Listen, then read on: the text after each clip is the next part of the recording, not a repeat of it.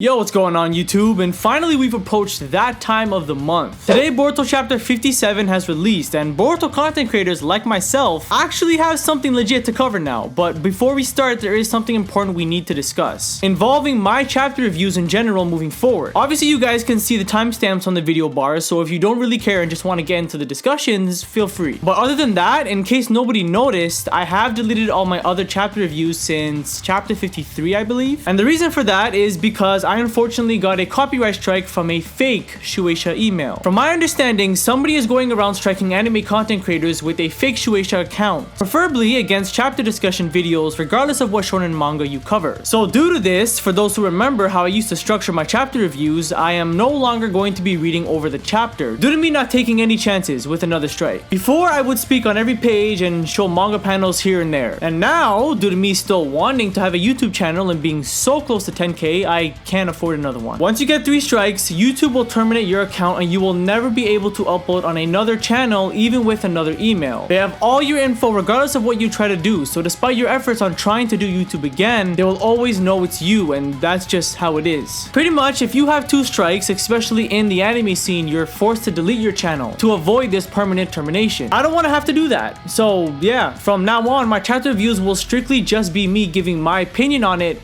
only. I will only be mentioning what happens during the chapter when I need to bring it up as a reference. That's it. So if an informative chapter releases, then cool, we got a long chapter review. But if we get a chapter that doesn't tell us much, then I can't really do anything here. So yeah, that's the unfortunate circumstances that I am at with YouTube right now, which also affects how I edit my other videos that aren't chapter reviews as well. Okay, now with all that out of the way, I think we are good to begin with my overall opinion on the chapter alone. To say the least, it definitely was interesting. We were introduced to Eida as a character along with her new Dojutsu and all-knowing ability. And I said this last chapter, but a character that was presented to us as the all-knowing, who is also stronger than Jigen, is a clear threat. Now you combine that with the ocular ability to basically make anyone your slave instantly without any clear setbacks, that's just broken. I said also that if she is part of that cyborg group who was stated to surpass Jigen's power, which was confirmed this chapter, then she definitely could be stronger than Code, which has been proven to be true. Eida right now is at full power, Code isn't. And even then, because of her hacks Dojutsu, if Code isn't hiding any other ability up his sleeve regardless of the limiter, she still surpasses him, being the strongest character in the series as of right now. Moving on to Konoha, the moment I saw Naruto on a FaceTime call with the other Kages, it's become very clear that technology is still advancing at a pretty high rate. In the anime, we already have the police force using ninja tools, and this webcam call also makes it more convenient for the Kages to discuss things. I'd assumed before, Kage meetings were only called when they really needed to be, seeing as how each one is so busy, and traveling despite taking the train probably still took some time. Now everything changes. Even meetings regarding slight worries can very much take place, each from the comfort of their own estate. This overall makes me interested to see what the time skip will look like, seeing as how everything in the Boruto timeline is still going on with him as a kid. And last thing before I start getting into the actual topics I want to talk about is I found it interesting when Gaara told Naruto he would have to kill his own son. Of course, Naruto said he'll do what needs to be done, but can he? Kishimoto still hasn't stated what Naruto's current state of power is. Can he still access 6-path mode without Kurama? Or is he restricted to just Sage mode? Because if it is Sage mode, I think Naruto's thinking too highly of himself. Momoshiki would wash them completely. Even Rock Lee with the 8th gates doesn't stand a chance. Alright, now getting into the good stuff, and the first topic I wanted to discuss is Naruto's parallel decision to Minato's as Kage. I think this one is fairly obvious, especially for those who know Naruto's story. How Minato sealed half of the 9 tails in Naruto and the other half in him in order to save the village. He essentially found a way to save everyone, including his son, but only by also sacrificing him to be the Jinchuriki, which back then isn't something you were proud of being. This decision had Naruto suffering as a child, and had it not been for Iruka, who knows what direction his story would have headed in. Now with Naruto, he's actually in a similar position, yet more extreme. Does he sacrifice his son in order to save the entire village? And the way the Kage meeting ended, it seemed like this was the case, but hey,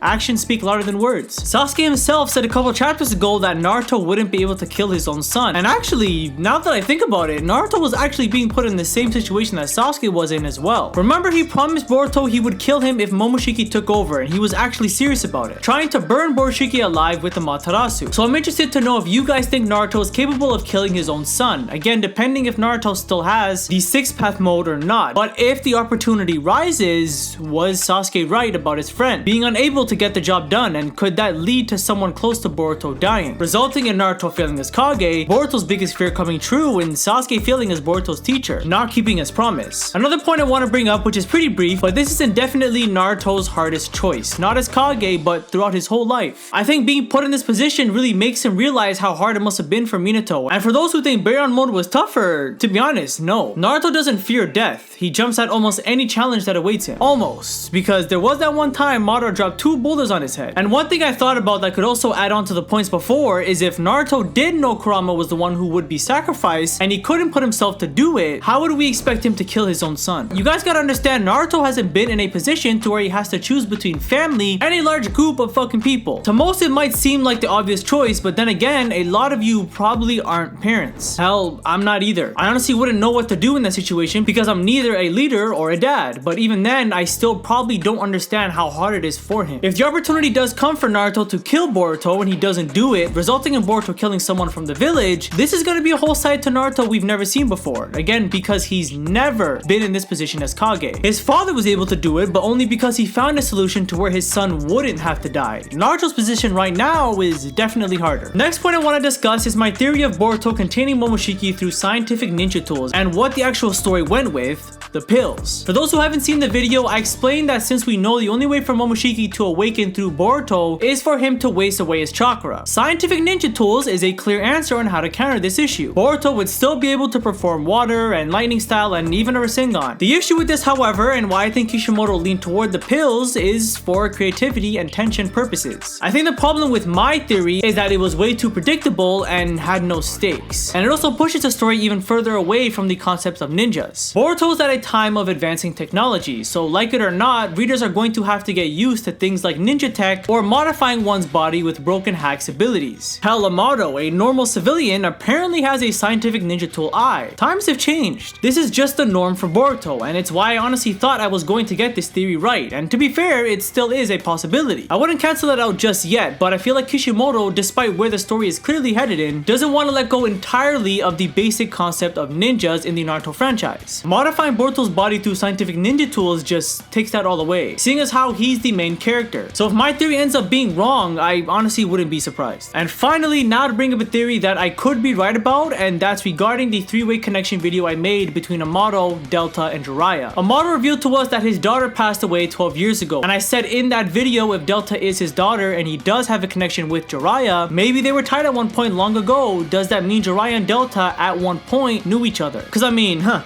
Delta ain't no child, I'll tell you that much. She's clearly a grown woman, but the question is, how grown? The only logical way to make any sense of Delta and Jiraiya once knowing each other is if she was a child. Seeing as how Jiraiya died earlier in Shippuden, and that in the Boruto timeline was a long time ago. I think Delta died as a grown woman. The same issue is presented to us with now after the Shinobi War, causing Amado to lose his way from the death of his possible best friend or relative, whatever you want to think, and now losing his daughter with also no reference to his lover as well, who also could have met an unfortunate end. When in the presence of an unknown man named Jigen, he gave him the opportunity to have it all back, hence the wish he kept promising to each Kara member. The thing I am confused about, however, is Eida, which actually I think is a perfect time to transition over to, well, Eida overall as a character. Eida is a flirtatious yet horrifyingly dangerous cyborg being who seeks real love after it being stripped from her by Amado when modifying her body. At first I was very confused on her Dojutsu's ability to make people her slave because I kind of thought it was random. Broken, but random. But now after actually reading the chapter, I realized that there could have been a deeper meaning to the reasoning for Amado's actions. Due to Eida being a female, and this could be a stretch, but clearly her being a younger female compared to Delta, what if Amado and Eida had a kind of bond that was similar to that of a father and daughter, and his reasoning for taking away her love life is so that she never leaves him, where this mentality actually comes from the trauma of him losing his actual daughter, meaning Aida's story revolves around love, hence why she has a Dojutsu that forces users to fall in love with her, basically allowing her to win any battle she seeks, due to her opponents not wanting to harm her. Or a more realistic approach is that Amado saw her clear desire for love and flirtatious personality, got creative, and exploited it to good use for the Kara organization before Jigen had him dispose of her and the other cyborgs. At the end of the day, I'm thinking on this not even 3 hours of the chapter's release, so don't take what I say too seriously on this topic. But I mean, if I'm somewhat close, I think that would bring more of a purpose for her actually having this unique Dojutsu. Next up, I wanted to discuss a controversial topic, and that's if Amado's fate has been sealed. And to be honest, it's weird to say say. I think it's indefinite that Code will have his limiter removed, but to be honest, I just don't see Amado dying anytime soon due to his story not being complete. Like, there's so much to Amado's character we still have to understand. Like,